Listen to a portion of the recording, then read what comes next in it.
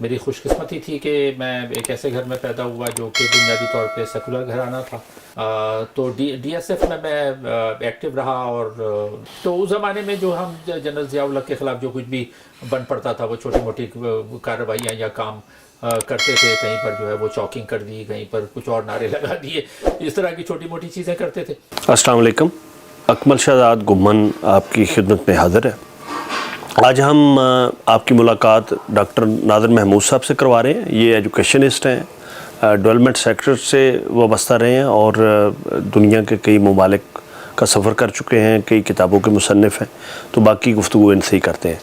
Doctor صاحب, آج جب آپ کے والد صاحب کا انٹرویو کیا تو پتہ یہ چلا کہ آپ کے آباء و اجداد میں یعنی آپ کے ان کے جو نانا تھے آپ کے والد صاحب کے, وہ پنجابی تھے, اور ان کی جو والدہ تھی وہ ترک تھیں, اور اسی طرح جو ان کے والد صاحب تھے وہ گجراتی تھے.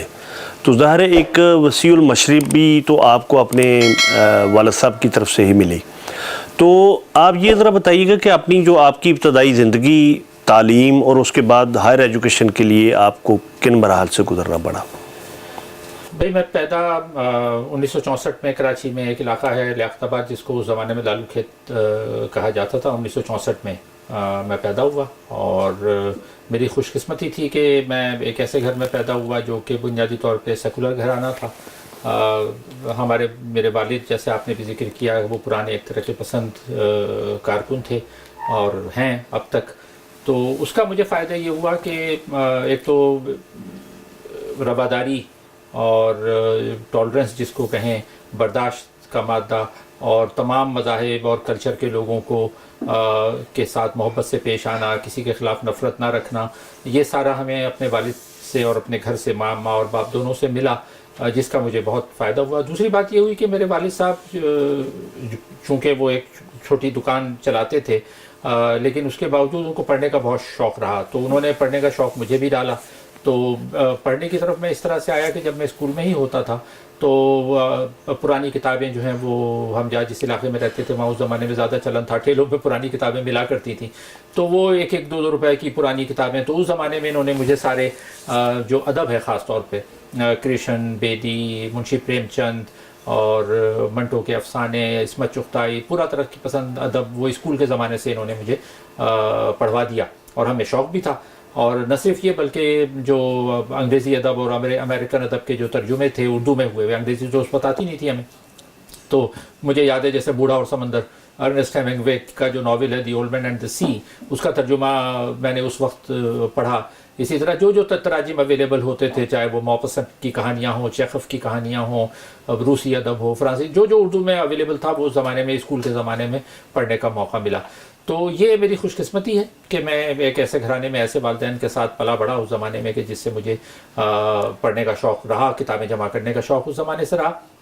اور بعد میں پھر جب میں 6-7 سال کا تھا تو ہم ملیر کے علاقے میں شفٹ ہو گئے کراچی میں. اور ملیر میں ایک اسکول ہے جامعہ ملیہ اسکول, وہ تھا جو ڈاکٹر محمود حسین نے قائم کیا تھا پاکستان میں. ان کے بڑے بھائی ڈاکٹر ذاکر حسین جو انڈیا کے صدر تھے, وہ اس سے پہلے جامعہ ملیہ دلی کے بانیوں میں شامل تھے, اس کے وائس چانسلر رہ چکے تھے, رئیس الجامعہ. ڈاکٹر محمود حسین پاکستان آ گئے تھے تو یہاں انہوں نے وہ جامعہ ملیہ ملیر میں بنایا تھا. تو میں نے میٹرک وہاں سے 79 میں کیا, اور اس کے بعد by that time general Zia الحق کا دور آ چکا تھا. تو وہ ابتدائی زمانہ یہ تھا کہ اسی زمانے سے چونکہ سیاسی شعور گھر میں تھا, والد صاحب کی طرف سے ملا ہوا, اور ایک ترقی پسندی اور جمہوریت پسندی کے خیالات تھے. تو اس زمانے میں جب کالج میں تھا تو کالج کے زمانے سے میں ڈیموکریٹک اسٹوڈنٹ فیڈریشن ایک ہوتی تھی, ایک تو پرانی ڈی ایس ایف تھی جو کہ 1950s میں ڈاکٹر ادیب رضوی اور ڈاکٹر سرور وغیرہ نے چلائی, ڈاکٹر رحمان ہاشمی وغیرہ اس میں ہوتے تھے, اقبال علوی, سارے لوگ. تو 52 کی بات ہے. جب میں جس دور میں تھا, یہ اس سے 30 سال بعد کی بات ہے, جب ڈی ایس ایف کو ریوائیو کیا گیا تھا ایک طرح سے. تو ڈی ایس ایف میں ایکٹیو رہا, اور جو کچھ بھی, کوئی میں لیڈر نہیں تھا لیکن ایک عام جو کارکن ہوتے ہیں, طالب علم جو جس طرح کی تو اس زمانے میں جو ہم جنرل ضیاء الحق کے خلاف جو کچھ بھی بن پڑتا تھا وہ چھوٹی موٹی کارروائیاں یا کام کرتے تھے، کہیں پر جو ہے وہ چاکنگ کر دی، کہیں پر کچھ اور نعرے لگا دیے، اس طرح کی چھوٹی موٹی چیزیں کرتے تھے. تو کالج میں نے وہاں کراچی میں شیر شاہ میں کالج ہے جس کا پہلے نام ہوتا تھا کراچی پولی ٹیکنک، پھر وہ بدل کے گورنمنٹ کالج آف ٹیکنالوجی کر دیا گیا تھا. تو وہاں سے میں نے ڈپلومہ کیا تھا، ڈپلومہ آف ایسوسیٹ انجینئرنگ کا. لیکن پھر انجینئرنگ میں آگے میرا رجحان زیادہ سوشل سائنسز کی طرف تھا، ادب کی طرف تھا، ادب سے بھی زیادہ سوشل سائنسز کی طرف ہو گیا. تو میں پھر اس طرح سے پھر مجھے بیچ میں ملک سے باہر جانے کا موقع ملا. کچھ عرصہ میں سوویت یونین اس وقت تھا، افغان وار چل رہی تھی، تو ماسکو میں ماسکو چلا گیا. سوویت یونین گھومنے پھرنے کا مجھے موقع ملا اور وہاں رہتے ہوئے روسی زبان سیکھ لی. تو بہت سارا روسی ادب جو ہے وہ اوریجنل روسی زبان میں پڑھنے کا موقع ملا، جو اگین میری ایک خوش قسمتی ہے. اس سے ذہن بہت سارا کھلا. اور پھر یہ بھی ہوا کہ جو سوویت یونین میں رہا تو اور وہاں سوویت معاشرے کی تمام اچھائی اور برائیاں دیکھنے کا موقع ملا، کیونکہ یہاں تو ایک بڑا یک طرفہ سا ہمارا نیریٹو ہوتا تھا نا، جو ہمارے لیفٹ کے لوگ تھے تو وہ سوشلزم اور سوویت سسٹم کو ایک آئیڈیل، یعنی ایک، بلکہ عبداللہ ملک جو بائیں بازو کے دانشور ہیں، انہوں نے کتاب تک لکھ دی تھی سوویت یونین کے بارے میں جس کا نام رکھا تھا ارض جنت.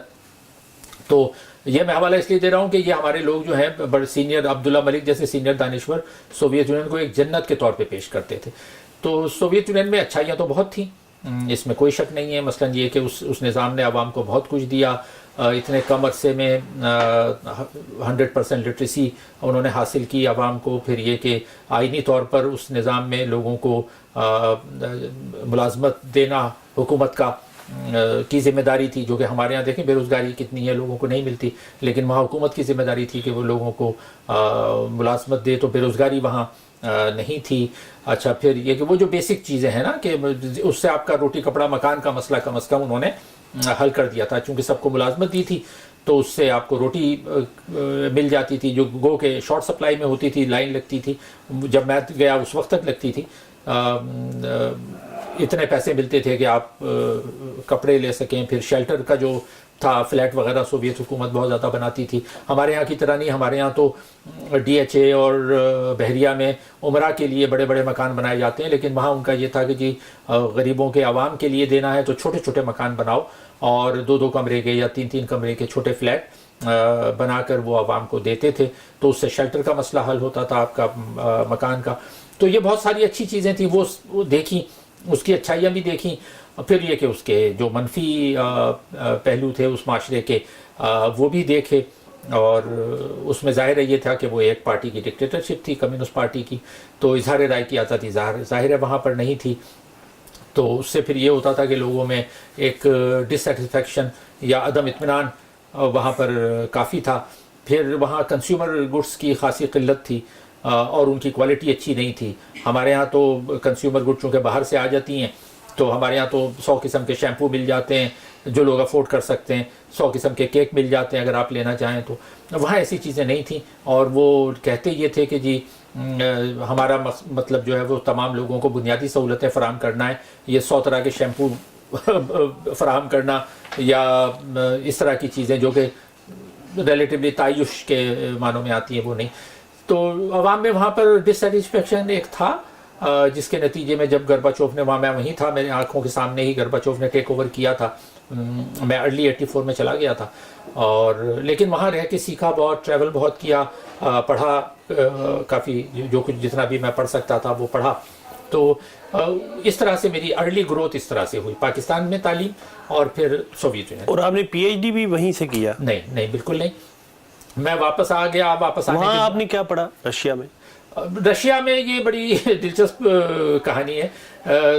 میں چونکہ یہاں سے میں وہ کر کے گیا تھا diploma of associate engineer electronics میں، تو میری خواہش تھی کہ میں الیکٹرانکس ہی پڑھوں.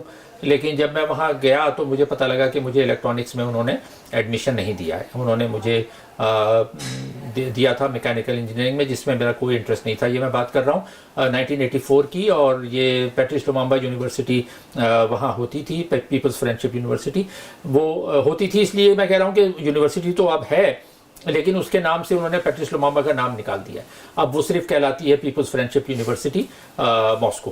تو اس میں درجنوں ممالک کے 100 سے زیادہ ممالک کے اسٹوڈنٹس وہاں پڑھتے تھے. لیکن وہاں ہوا یہ کہ مجھے وہ میکینیکل انجینئرنگ میں ڈال دیا جو کہ میرا شوق نہیں تھا, تو میں نے پھر وہاں ٹرانسفر کے لیے اپلائی کیا. اچھا جب اپلائی کیا تو پھر مجھے وہاں سوویت معاشرے کی کرپشن کو بھی دیکھنے کا موقع ملا, اس طرح سے کہ جو لوگ وہاں پر رشوتیں دے سکتے تھے یا تحفے دے سکتے تھے وہاں کی بیوروکریسی کو, تو وہ جہاں چاہتے تھے ٹرانسفر اپنا کروا لیتے تھے, جس شعبے میں چاہیں وہ چلے جاتے تھے. ہمارے جیسے لوگ کہ جن کے پاس کچھ نہیں تھا تو ان کے لیے وہ بیوروکریسی بہت زیادہ سوویت بیوروکریسی مسائل کریٹ کرتی تھی. تو جب میں نے زیادہ زور دیا, 2 سال میں ماسکو میں رہا, جب میں نے زیادہ زور دیا تو انہوں نے پھر مجھے ٹرانسفر کر کے آذربائیجان بھیج دیا تھا. آذربائیجان باکو میں میں رہا, لیکن باکو میں کچھ میری سیٹ تھی کیونکہ باکو لفظ ہی ہے بات کو, یعنی وہاں ہوائیں بہت چلتی ہیں, بہت تیز ہوائیں چلتی ہیں, جس سے مجھے سر میں شدید درد وہاں شروع ہو گیا تھا. تو جس کے نتیجے میں پھر یہ ہوا کہ میں نے اپنی تعلیم جو ہے وہ وہاں سے میں نے کوشش کیا کہ میرا ٹرانسفر ہو. پھر مجھے یوکرین بھیج دیا گیا, تو 1 سال میں یوکرین رہا اڈیسا میں. اور اسی وجہ سے نہیں thanks to this transfers and all, مسائل تو تھے, میں اپنی 20s میں تھا, 20-22 سال کا تھا, لیکن اس سے وہ جو کسی نے کہا ہے نا کہ جستجو جس کی اس کو تو نہ پایا ہم نے اس بہانے سے مگر دیکھ لی دنیا ہم نے, تو وہ دیکھنے کا بہت موقع ملا. پھر یہ ہوا کہ اس دوران میں 3-4 سال گزر چکے تھے, تو یہاں بے نظیر کی حکومت آ گئی تھی, ضیاء الحق فوت ہو گیا تھا. تو پھر جو جمہوریت آ گئی تو پھر میں نے وہاں سے واپس آنے کا فیصلہ کیا. تو میں نے وہاں سے کوئی پراپر ڈگری حاصل نہیں کی, میں نے ٹریول کیا, پڑھا, لیکن اگر آپ یہ مجھ سے پوچھیں کہ سوویت یونین سے کیا میں ڈگری لے کر آیا, تو میں نے کوئی پراپر پیس آف پیپر میرے پاس نہیں تھا. میں نے ٹریول کیا, اپنے طور پہ جو پڑھا, دیکھا, لوگوں سے ملا, لیکن جب واپس آیا تو میرے پاس وہاں کی سوویت یونین کی کوئی ڈگری نہیں تھی. اچھا, رشیا میں یہ کہ آپ نے پراپر کوئی ڈگری نہیں لی لیکن آپ کا ذہن کھل گیا, تو اس کے بعد پھر پی ایچ ڈی آپ نے کہاں سے اور کیسے کی؟ اچھا, جب میں وہاں سے واپس آیا تو پھر میں نے کراچی میں, ظاہر ہے اب اس وقت تک سوویت یونین میں تبدیلیاں شروع ہو چکی تھیں, تو وہ جو ایک کمیونسٹ انقلاب کا ایک بھوت تھا وہ اتر چکا تھا. اور یہ کیونکہ اس سے پہلے تو ہمارے جیسے لوگ جو تھے وہ یہ سمجھتے تھے کہ ایک کمیونسٹ انقلاب آنا جو ہے وہ لازمی ہے, جس کو کہتے ہیں نا کہ وہ جو بقول فیض کے جو لوہے ازل پہ لکھا ہے کہ یہ ساری دنیا کو جو ہے وہ ایک نہ ایک دن سوشلسٹ انقلاب سے گزرنا ہے, یہ ہماری تھنکنگ تھی ہمارے جیسے لوگوں کی. لیکن جب سوویت یونین سے میں واپس آیا اور خود سوویت یونین میں انہوں نے سوشلسٹ سسٹم کو تبدیل کرنا شروع کیا اور وہ خود کیپٹلزم کی طرف گئے, تو پھر یہ ہوا کہ ہم ایک یعنی اس خواب سے ہم نکلے کہ بھئی اب یہ ایسا ممکن نہیں ہے کہ پاکستان میں کمیونسٹ ریولوشن کوئی آ سکے. تو پھر میں نے کراچی میں آ کے دوبارہ سے اپنی تعلیم دوبارہ سے شروع کی. میں کام بھی کر رہا تھا. پھر 88 کے اینڈ میں پھر واپس آیا. آنے کے بعد پھر میں نے کراچی یونیورسٹی سے ماسٹرز ہسٹری میں کیا, پہلا ماسٹرز میرا تھا. اور اس دوران میں پھر میں نے ایک ایڈورٹائزنگ ایجنسی میں کام کرنا شروع کیا. اب ایڈورٹائزنگ ایجنسی ظاہر ہے کہ وہ تو ایک سرمایہ دارانہ معاشرے کی ایک وہ ہے. پہلے تو ہم سمجھتے تھے کہ یہ ساری چیزیں سرمایہ داری کی ہیں جو کہ ٹھیک نہیں ہیں, لیکن پھر یہ ہوا کہ ہمیں ظاہر ہے اسی سرمایہ دارانہ معیشت کا حصہ بننا پڑا.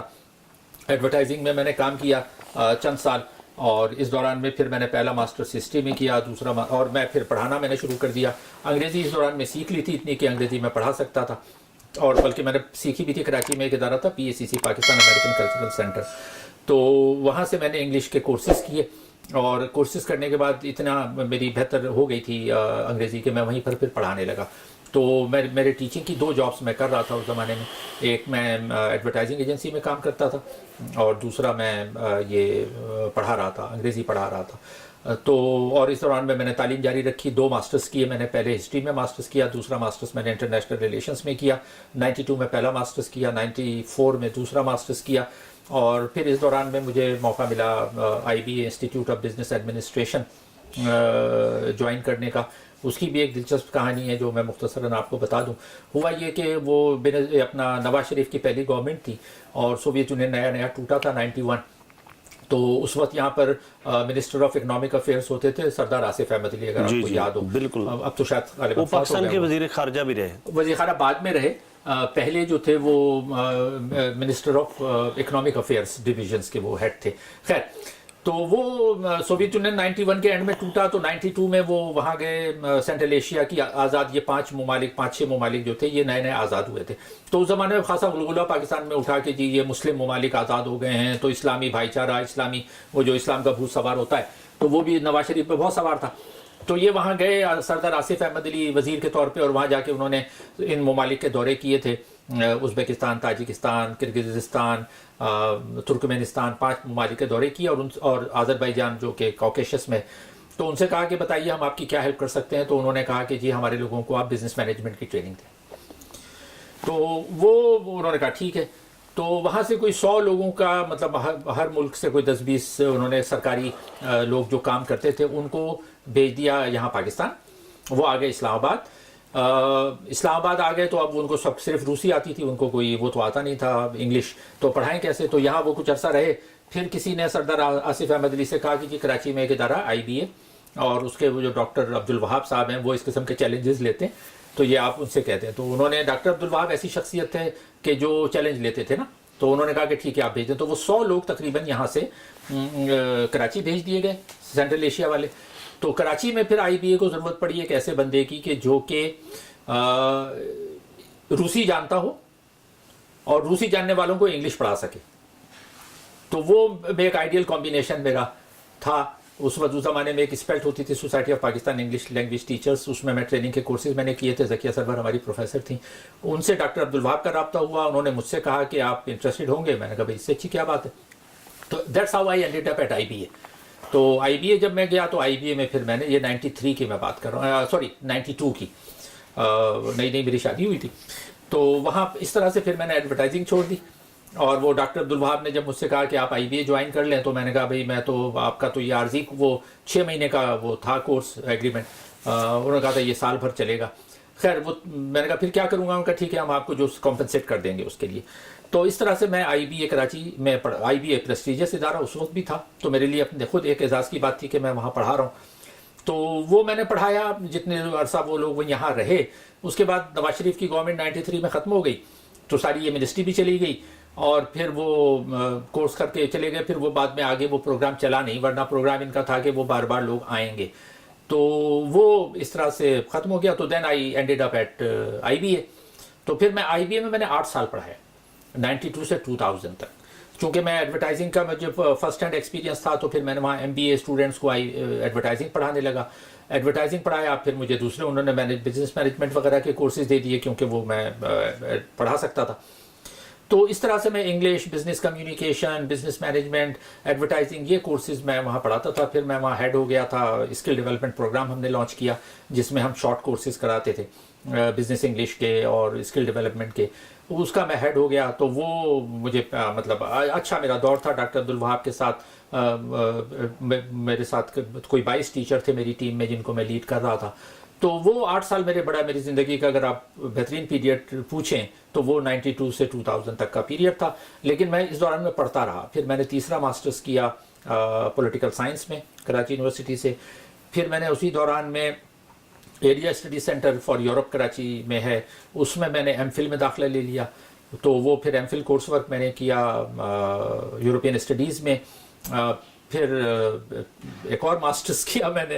میں عام طور پہ اسی طرح ڈسکلوز نہیں کرتا، لیکن چونکہ آپ نے یہ تفصیل سے پوچھی ہے تو مجھے بتانا پڑا، ورنہ لوگ پھر وہ ایک مذاق بن جاتا ہے نا کہ یار اب کیا آپ کا دماغ ٹھیک تھا کہ آپ یہ ایک کے بعد ایک ڈگری لیے جا رہے تھے. لیکن اس زمانے میں ایک رواج بھی تھا زیادہ ماسٹرز کرنے کا، اور آپ نے تو دلچسپی سے. میرا ماسٹرز کا ڈگری سے زیادہ مجھے یہ تھا کہ it gave me an excuse to read, کیونکہ وہ آپ ٹارگٹ ہو جاتا ہے نا آپ کا کہ بھئی آپ کو پاس کرنا ہے. تو آپ کو وہ سلیکٹڈ بکس ہیں، تو اب وہ ہسٹری میں کیا تو ہسٹری کی تمام جو چیزیں آپ کو پڑھنی ہیں وہ پڑھ لی، IR کی پڑھ لی، پولیٹیکل سائنس پڑھ لی. اسلامک ہسٹری میں کیا ایک چوتھا ماسٹرز میں نے اسلامک ہسٹری میں کیا، تو اس سے اسلامک ہسٹری کی مزید میری وہ ہوئی. خیر تو پھر یہ سارا کچھ میں کرتا رہا. پھر مجھے ایک اسکالرشپ، میں چونکہ انگلش پڑھاتا تھا تو اسپیلٹ اور برٹش کاؤنسل کی ایک اسکالرشپ آئی تھی ماسٹرز کے لیے، MAd کے لیے. کیونکہ میں ایجوکیشن سے وابستہ تھا، لیکن میرے پاس ایز سچ ایجوکیشن کی ڈگری نہیں تھی، جو MAd ہوتا ہے وہ نہیں تھا. تو برٹش کاؤنسل کی ایک اسکالرشپ آئی، اس میں نے اپلائی کیا. تو وہ ہوا یہ کہ جو پروسیس تھا، جو ٹیسٹ تھا، جو انٹرویوز تھے، وہ ظاہر ہے کمپٹیٹیو ہوتا ہے خاصا، لیکن وہ کمپٹیشن میں کلیئر کرتا چلا گیا، انٹرویوز میں بھی ہو گیا. تو انہوں نے مجھے دے آفرڈ می کہ آپ ایم ایٹ کے لیے برطانیہ چلے جائیں. فلی فنڈڈ تھا وہ، رہنا سہنا کھانا ساری فیس. یہ بات ہے 2000 کی، اراؤنڈ 2000.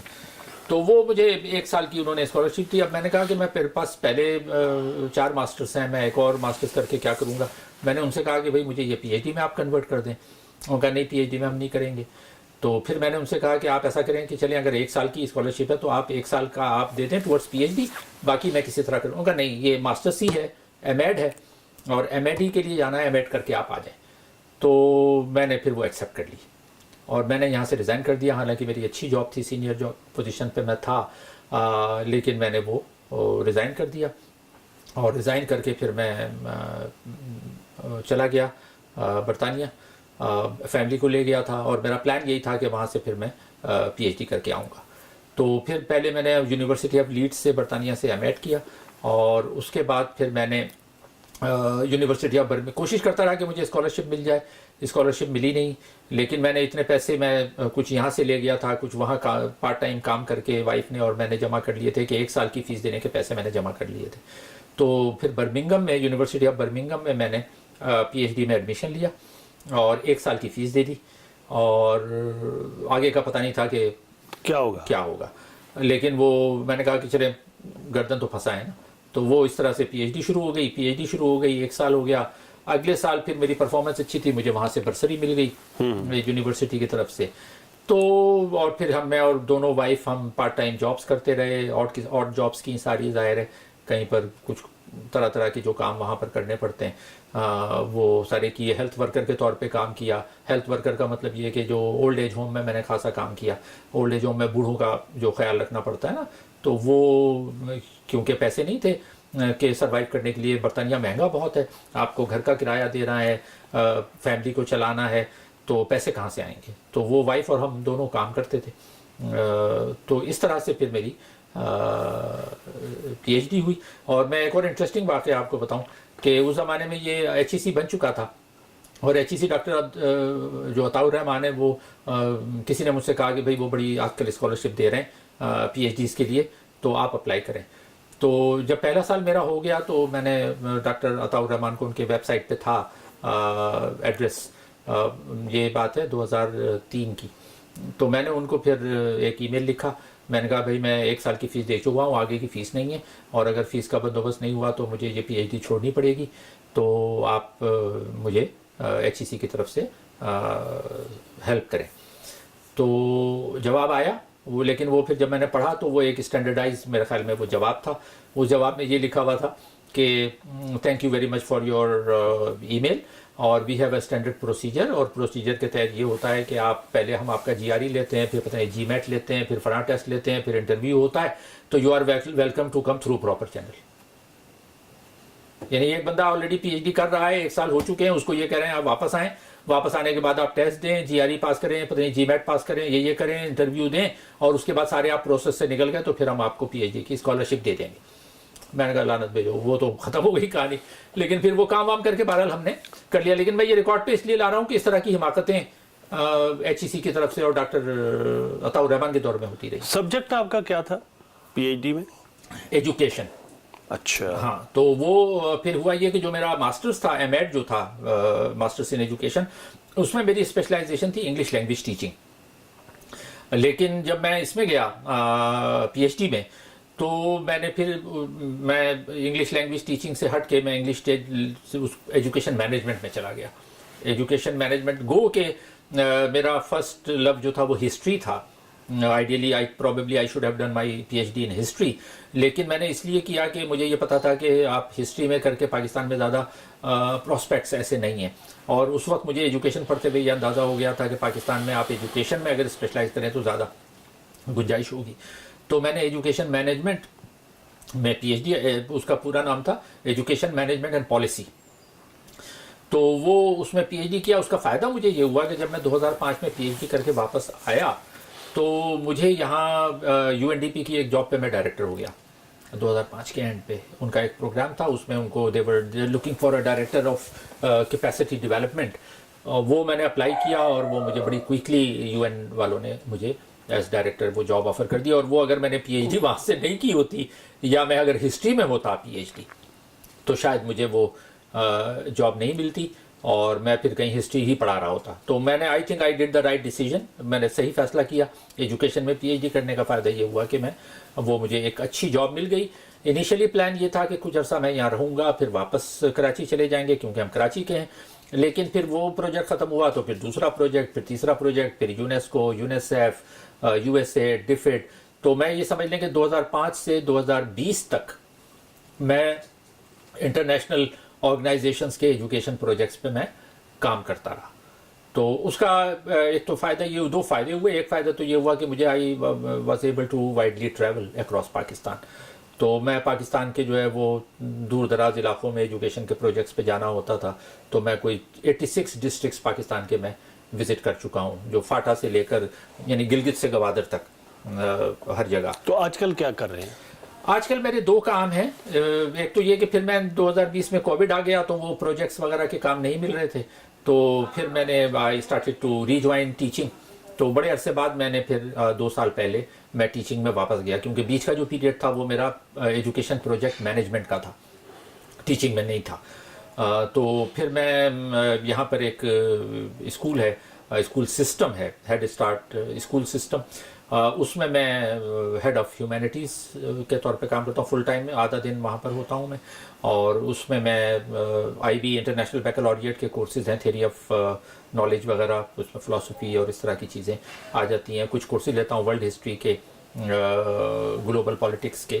تو یہ میں ہوتا ہوں. اس کے بعد پھر میں جو ہے وہ اس میں جو دا نیوز کے لیے میں لکھتا ہوں.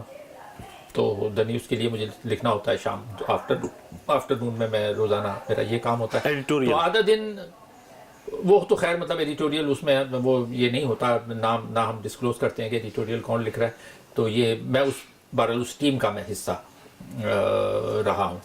تو وہ دا نیوز کے لیے لکھنے کا کام ہوتا ہے. پھر میری اپنی رائٹنگ کا کام ہوتا ہے.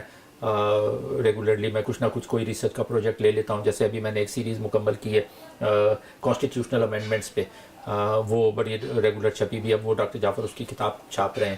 انڈیا پر میں نے ایک سیریز لکھی. تو میں ریسرچ کا اپنا ہسٹری اور آئی آر سے ریلیٹڈ کام جو ہے وہ میں کرتا رہتا ہوں. یہ کام. اچھا, لائبریری بھی آپ کی بڑی رچ ہے اور یہاں کئی دفعہ آنا ہے. یہ کس طرح آپ نے ڈیولپ کی؟ یہ تو پوری ایک بہت بڑی لائبریری کی طرح ہے. دیکھیں, مجھے جیسے میں نے بتایا کہ مجھے کتابوں کا شوق تو اپنے والد سے ملا, اور پھر ڈائیورسٹی بھی مجھے اپنے والد سے ملی. ڈائیورسٹی کا مطلب یہ کہ ہر چیز میں دلچسپی لینا. تو جیسے میں نے کہا کہ تاریخ ہو, بین الاقوامی تعلقات ہوں, سیاسیات ہو, جو بھی چیزیں ہوں. اس دوران میں پھر میں ترجمے کرتا رہا. سائنس سے بھی دلچسپی تھی, تو بریف ہسٹری آف ٹائم کا پہلا ترجمہ 1990 میں نے کیا جب میں 25 سال کا تھا, وقت کا سفر کے نام سے. وہ یہاں رکھی ہیں کتابیں, تو وہ ترجمے کیے. پھر ٹوٹل کتنی کتابیں آپ کی چھپی ہیں؟ 12 کتابیں میری تو ترجمہ ہو چکی ہیں, جو میں نے کیا چھپی ہوئی ہیں. اور میری اپنی کتابیں جو ہیں وہ 5 ہیں, جو زیادہ تر یہ کلیکشن آف ایسیز ہیں, آرٹیکل ہیں, اور وہ زیادہ اس کے موضوعات جو ہیں وہ یہ جو میں نے کہا کہ تاریخ, بین الاقوامی تعلقات, سیاسیات, یہ ہیں. لیکن میں فلم پہ بھی لکھتا ہوں, فلم کریٹک. تو فلم پر میری کتابیں ہیں, 2 کتابیں, ایک انگلش میں, اردو میں. اچھا, انڈیا میں جو آپ نے ابھی جو ریسرچ ورک کیا وہ کیا ہے؟ اچھا, انڈیا پاکستان میں صورتحال یہ ہے کہ پاکستان میں انڈیا کے لوگ اسپیشلسٹ بہت کم ہیں. یہاں نہ کوئی انڈیا اسٹڈی سینٹر کوئی نہیں ہے. ورنہ یہ ہوتا ہے عام طور پہ کہ آپ کو کوئی, اگر آپ کسی ملک کو سمجھنا چاہتے ہیں, انڈیا کو ہم کہتے ہیں کہ جی انڈیا ہمارا دشمن ہے, جو گو کہ میں تو نہیں سمجھتا, نہ ہمیں وہ لفظ استعمال کرنا چاہیے, کیونکہ جب ہم دشمن کہتے ہیں تو ہم ایک خاص سائیکی لوگوں میں ڈال رہے ہوتے ہیں. تو وہ میں نے انڈیا کے بارے میں پاکستان میں جو لا علمی ہے اس کو کم کرنے کے لیے میں نے ایک سیریز شروع کی, جس میں نے انڈیا کی جو پولیٹیکل ڈیولپمنٹ ہے with a particular reference to regional politics. Regional politics میں دیکھیں 5 انڈیا کی بڑی ریاستیں ہیں, جو ہم صوبے, جن کو ہم صوبے کہتے ہیں. تو 5 ریاستوں میں سب سے بڑی یو پی آپ کی آتی ہے, جس کی اس وقت آبادی 24 کروڑ ہے. ایک یعنی پاکستان سے زیادہ یا پاکستان کے لگ بھگ؟ پاکستان کے برابر ہی ہے تقریباً. ابھی مطلب زیادہ تھی, ابھی تو پاکستان میں اب نئی سینسس کے بعد تو بڑھا دیا ہے نا ہم کہہ رہے ہیں کہ 24.5 کروڑ ہم ہو چکے ہیں, تو پاکستان کے برابر ہے. ایک صوبہ یو پی اتر پردیش, دوسرے نمبر پہ آپ کا مہاراشٹر آ جاتا ہے, 13 کروڑ کا ایک صوبہ یعنی پنجاب کے برابر میں. تیسرا بہار ہے, وہ 12 کروڑ ہے. چوتھا جو ہے وہ بنگال, ویسٹ بنگال ہے, وہ 11 کروڑ ہے. پھر آپ کا مدھیہ پردیش ہے 5ویں, وہ 10 کروڑ ہے. تو اب اس کو آپ 5 بڑی ریاستوں کے آبادی کو ملائیں تو دس از 50% آف انڈیا. بالکل ٹھیک. 70 کروڑ اس وقت انڈیا 1 ارب 45 کروڑ کی آبادی ہے. تو وہ میں نے جو سیریز لکھی آرٹیکلس کی, تو اس میں میں نے Indian political development with particular reference to these major states کے, جب وہ اسٹیٹس میں کیا ہو رہا تھا اور کیسے انڈیا جو ہے وہ گریجولی, لیکن وہ ابھی میں 47 سے 1990 تک کور کر پایا ہوں.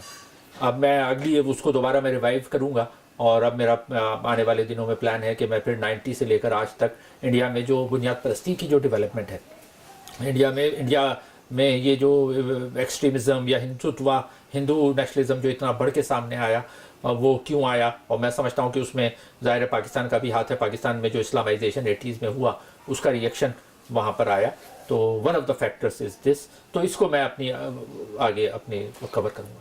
اچھا, وہ جو انڈین دوست ہیں ان سے جب کبھی بات ہوتی ہے تو وہ تو مودی کی بہت تعریف کرتے ہیں, پرائم منسٹر کی, لیکن ہمارے ہاں ان کا بہت برا تاثر ہے کہ وہ ہندوتوا اور بنیاد پرستی کو بہت ترویج دیتے ہیں اور اپنی حکومت کے لیے, جس طرح بی جے پی کا ایک خاص سٹائل ہے. تو آپ کیا سمجھتے ہیں کہ یہ واقعی ایسا ہے کہ وہ انتہا پسندی کی طرف سے فائدہ اٹھاتے ہیں یا اس کو استعمال کرتے ہیں, اور کیا پاکستان اور انڈیا کے کبھی تعلقات بہتر ہونے کا امکان ہے؟ بھائی میں تو پر امید ہوں, لیکن یہ کہ ظاہر ہے مودی نے جو ایک بے شک وہ پاکستان کے ریئیکشن میں کیا ہو. اب یہ جو آپ کا سوال ہے کہ جب انڈیا میں ہم بات کرتے ہیں زیادہ, تو یہ بالکل ایسی بات ہے کہ اگر کہا جائے کہ جی پاکستان میں اکثریت جو ہے وہ عمران خان کی حمایت کرتی ہے تو اس سے عمران خان اچھا نہیں ہو جاتا. یا اگر یہ کہا جائے کہ جی جو ہمارے یہاں کہی جاتی ہے بات کہ جی ایوب خان کے دور میں جو بڑی اکنامک ڈیولپمنٹ ہوئی تو اس سے ایوب خان اچھا نہیں ہو جاتا. ضیاء الحق کے دور میں بھی جی ڈی پی اگر آپ دیکھیں, G D P growth rate Zia ul-Haq کے دور میں اچھا تھا. تو معاشرے کو میں جو جج کرتا ہوں تو اس میں صرف اکنامک گروتھ نہیں ہوتی. مودی نے اکنامک گروتھ تو دی ہے, لیکن اکنامک گروتھ کے ساتھ ساتھ اس نے اپنے معاشرے کی جو تاروبات بکھیرے ہیں, جس طرح سے نفرتیں پھیلائی ہیں, جس طرح سے مسلمانوں کو ٹارگٹ کیا ہے, یہ ایک بڑی پریشان کن بات ہے. تو یہ ہمارے انڈیا کے دوست جو مودی کے حامی ہیں وہ بالکل ایسے ہی ہیں جیسے کہ پاکستان میں بہت سارے لوگ عمران خان کے حامی ہیں. لیکن ہم اس سے یہ نتیجہ نہیں نکال سکتے, یا امریکہ میں ٹرمپ کے حامی بہت زیادہ رہے, لیکن اس سے نتیجہ نہیں نکل سکتا کہ ٹرمپ اچھا تھا, یا ہٹلر اپنے زمانے میں بڑا پاپولر رہا, جرمنی کا بہت بڑا حلقہ اس کو سپورٹ کرتا تھا. تو صرف سپورٹ سے یا اکنامک گروتھ سے آپ کسی کے اچھے یا برا ہونے کا اندازہ نہیں لگا سکتے. اندازہ یہ لگانا چاہیے کہ مجموعی طور پہ اس شخص کا معاشرے پر کیا اثر ہے. یہ بات ہے جو انہوں نے انتہا پسندی کو اپنے سیاسی ایک مقاصد کے لیے استعمال کیا ہے, یہ شاید کوئی ان کا غیر ملک یا دشمن ملک ایسا نہ کر سکتا جو خود انہوں نے اپنی ایک اسٹرینتھ جو سیکولرزم تھی, جو ان کے معاشرے کو جوڑے ہوئے تھا, اس پہ ایک کاری ضرور لگائی ہے. پہلی بات تو یہ نا کہ وہ لوگ جو اس طرح کے نقصان پہنچا رہے ہوتے ہیں وہ یہ ریئلائز ہی نہیں کرتے کہ ان کی پالیسی سے نقصان ہو رہا ہے. اب جس کو ہم ایسٹ کہہ رہے ہیں, سیکولرزم کو ہم ایسٹ کہہ رہے ہیں, اس کو جو مودی کے حامی ہیں یا بی جے پی ہے یا خود مودی ہے, وہ تو سیکولرزم کو ٹارگٹ براہ راست کر رہے ہیں. وہ تو یہ کہہ رہے ہیں کہ جی کانگریس نے غلط کیا کہ سیکولرزم کو پروموٹ کیا. وہ تو گاندھی کے خلاف باتیں کر رہے ہیں, نہرو کے خلاف باتیں کر رہے ہیں. اب تو فلمیں بنائی جا رہی ہیں, پورا میڈیا استعمال کیا جا رہا ہے صرف یہ ثابت کرنے کے لیے کہ جی جو اس کو وہ کہتے ہیں کہ جی اپیسمنٹ پالیسی, یہ مسلمانوں کو انہوں نے ضرورت سے زیادہ دیا اور مسلمانوں کو انہوں نے کے ساتھ کمپرومائز کیا جو نہیں کرنا چاہیے تھا. تو یہ وہ لوگ خود ریئلائز نہیں, جیسے عمران خان ریئلائز نہیں کرتا کہ اس کی پالیسی سے پاکستان کو نقصان ہوا ہے, ہو رہا ہے. عمران خان تو صاف کہتا ہے کہ جی جمہوریت ہونی نہیں چاہیے. وہ تو چین کا ماڈل کہتا ہے کہ جی جمہوریت ہوتی ہے تو جی آپ کچھ نہیں کر سکتے ملک میں, یہ نہیں کر سکتے. تو اسی طرح ان کا ہے جو بی جے پی کی حامی ہیں, تو وہ نہیں سمجھتے, وہ ریئلائز نہیں کرتے کہ اس سے ان کی سوسائٹی میں سیکولرزم کو نقصان پہنچ رہا ہے. بلکہ گریجولی بی جے پی جو ہے وہ اینٹی سیکولر ایجنڈا پہ کام کر رہی ہے. انہوں نے تعلیمی نظام کو تبدیل کیا ہے, جو کہ ہمارے یہاں پہلے ہو چکا ہے. یعنی جو میں کہہ رہا ہوں ہمارے ریئیکشن میں ہوا ہے کیونکہ سیدھی سی بات ہے کہ جب ہم اسلامک ریپبلک ڈکلیئر کر سکتے ہیں، this is Islamic Republic of Pakistan, تو ظاہر ہے وہ بھی یہ کہہ رہے ہیں، اور جس کو بہت سے لوگ صحیح سمجھتے ہیں، مذہب کے نام پہ، دھرم کے نام پہ مذہب ملک کو تقسیم کر کے پاکستان میں اسلامک ریپبلک آف پاکستان بنا سکتے ہیں۔ ٹو نیشن تھیوری تھی کیا؟ ٹو نیشن تھیوری یہ تھی نا کہ مسلمان ہندوؤں کے ساتھ نہیں رہ سکتے۔ تو اب وہ یہ سوال پوچھ رہے ہیں جو کہ پہلے کانگریس نے جس سوال کو دبایا تھا، یعنی کہا تھا کہ نہیں ہم مسلمانوں کو رہنے دیں گے، لیکن اب تو یہ سوال پوچھا جا رہا ہے کہ بھائی جب آپ نے کہہ دیا کہ مسلمان ہندوؤں کے ساتھ نہیں رہ سکتے تو اتنے مسلمان یہاں کیا کر رہے ہیں؟ اور یہی ٹو نیشن تھیوری کی خرابی تھی جو جناح صاحب نے پیش کی۔ ان کو یہ اندازہ نہیں تھا کہ اتنے سارے جو کروڑوں مسلمان یہاں رہ جائیں گے ان کا کیا ہوگا، اور قائد اعظم نے تو صاف کہا ہے کہ جی اگر 1-2 کروڑ مسلمان مارے بھی جاتے ہیں تو کوئی پرواہ نہیں، تو جس پہ ڈاکٹر اشتیاق نے بڑی تفصیل سے لکھا ہے۔ تو انڈیا کو اس کا نقصان ہو رہا ہے، پاکستان کو اس سے پہلے ہو چکا ہے، تو کوئی بھی پالیسی جو اس طرح کی تنگ نظر یا نیرو نیشنلزم پہ ہوگی، جو پاکستان میں ہو یا انڈیا میں ہو، اس کا سوسائٹی کو نقصان ہوگا۔ اچھا ڈاکٹر صاحب، ایک جو ہمارے ہاں ایک رویہ یہ تھا کہ جو کوئی بھی نئی سائنسی ایجاد ہوتی تھی تو ہم کہتے تھے یہ مسلمانوں نے کیا ہے۔ جی اچھا، جب پورا معاشرہ ہوتا ہے، پوری دنیا میں ہوتی ہے، تو اس میں سارے معاشرے کنٹریبیوٹ کر رہے ہوتے ہیں، کسی کا مذہب کرسچینٹی ہو، ہندو ہو یا مسلمان ہو، تو وہ سب لوگ اپنی اپنی کنٹریبیوشن شعوری یا لاشعوری طور پہ کر رہے ہوتے ہیں۔ تو اگر ہم اس کو یہ کہیں کہ یہ صرف ہندوؤں نے کیا ہے بطور ہندو کے، اور بطور مسلمان کے کہیں کہ صرف مسلمانوں نے کیا ہے، یا بطور کرسچن یا ایک یہودی کے کہیں کہ یہ صرف انہوں نے کیا ہے، تو یہ انڈیا میں رویہ آج کل بہت پروان چڑھ رہا ہے۔ ان کے پرائم منسٹر بھی اور عام لوگ بھی وہ کہتے ہیں جی یہ سب کچھ ہم نے کیا تھا۔ اور ایون یہ جس یوٹیوب پہ میں آپ کا انٹرویو ڈالوں گا تو پرویز ہودبائی کا بھی وہاں ہے، اور وہاں میرا انڈیا میں کافی چینل دیکھا جاتا ہے، تو وہ کمنٹس آتے ہیں تو وہ یہی کہتے ہیں کہ آپ کے آبا کا بھی مذہب یہی تھا تو آپ چھوڑ کے چلے گئے ہیں، تو آپ اپنی روایت، یعنی یہ بڑا عجیب سا لگتا ہے، انہیں یہ سمجھ نہیں آتی کہ یہ جو معاشرہ ہے یہ تو آگے بڑھتا رہے گا وقت کے ساتھ۔ ہمیں نہیں پتا کہ ہماری 10 نسلیں آنے کے بعد ان کا مذہب کیا ہوگا، یا وہ کہاں کھڑے ہوں گے، یا ان کی اپروچ کیا ہوگی۔ یا اصل میں یہ اس طرح کی احمقانہ باتیں یا ایڈیوٹک میں تو کہوں گا کانسیپٹس جو ہوتے ہیں کہ جی ہم نے سب کیا ہوا ہے، یہ جو نیرو نیشنلزم ہے اس کا خاص حصہ ہوتا ہے کہ جیسے پاکستان میں یہ لوگ یا مسلمان اگر کوئی یہ کلیم کرے کہ جی ساری جو ویسٹ نے ڈیولپمنٹ کی ہے، ظاہر ہے مسلمانوں کا کنٹریبیوشن رہا ہے جب سوسائٹی ہماری ریلیٹیولی زیادہ ٹالرنٹ ہوتی تھی، جیسے آپ نے کہا کہ اس میں اس وقت خاص طور پہ جو گولڈن پیریڈ تھا عباسی سلطنت کا 750 سے 1258 تک 500 سال کا پیریڈ، اس پیریڈ میں، اس 500 سال کے پیریڈ میں یہودی بھی کام کر رہے تھے، عیسائی بھی کام کر رہے تھے، مسلمان بھی کام کر رہے تھے، سب مل جل کے کام کرتے تھے اور انہوں نے خاصا کنٹریبیوٹ کیا۔ تو یہ کہنا کہ صرف یہ مسلمانوں کا تھا یہ غلط ہے۔ اسی طرح ہندوستان میں اگر کوئی ہندو یہ کہتے ہیں، جو جیسے وہاں کے ایون منسٹرز تک یہ کہہ چکے ہیں کہ جی ہم نے تو پتہ نہیں کیا راکٹ بھی بنا لیے تھے، کسی نے کہا کہ جی یہ جو ہنومان گئے تھے، یہ مودی صاحب نے کہا تھا، مودی صاحب نے کہا، تو یہ اس قسم کی باتیں کہ ہم تو جو ہے پلاسٹک سرجری بھی ہوا کرتی تھی زمانے میں، راکٹ بناتے تھے، پتہ نہیں ہوائی جہاز بھی بنا لیے تھے، کیا کیا کر لیا تھا، تو یہ اس قسم کی باتیں یہ لوگ کرتے ہیں۔ لیکن جو سمجھدار لوگ ہیں ان کو اس طرح کی چیزوں میں دھوکے میں نہیں آنا چاہیے۔ پاکستان میں عمران خان کیا کرتے رہے، اب وہ ریاست مدینہ، بھائی ریاست مدینہ کہ ریاست مدینہ جو ہے وہ اتنا سا اس وقت کیا 10,000 20,000 کی آبادی ہوگی، اس میں کیا ریاست اور کیا وہ تھی، اور مدینہ میں تو کیپٹل رہا ہی آپ کا کتنا عرصہ، یعنی آپ جو حضرت علی نے موو کر دیا تھا کوفہ چلے گئے تھے، اور یہ 656 کی بات ہے، تو یعنی جب اسلامی ریاست بنی فتح مکہ 632 میں ہوا ہے، 632 کے بعد 656 میں حضرت علی نے جو ہے وہ کوفہ کیپٹل منتقل کر دیا تھا، تو یہ 632 سے 656 کیا 25 سال بھی نہیں تھے، تو یہ ٹوٹل ریاست مدینہ کی جو بات کی جاتی ہے یہ 25 سال کی ہے۔ اس کے بعد کوفہ دارالحکومت تھا، اس کے بعد دمشق دارالحکومت تھا، اس کے بعد بغداد تھا، تو یہ سارا، تو یہ کیا بات کر رہے ہیں کہ جی، تو اس طرح کی یہ باتیں لوگ کرتے رہتے ہیں۔ جیسے گاندھی صاحب نے کہا، گاندھی جی نے کہا تھا کہ جی رام راج ہوگا، اب رام راج کون سے رام، کون سا راج کس زمانے میں تھا، کس کو پتا ہے، کیا ڈاکیومنٹڈ ہے، بس ویسے ہی رام راج۔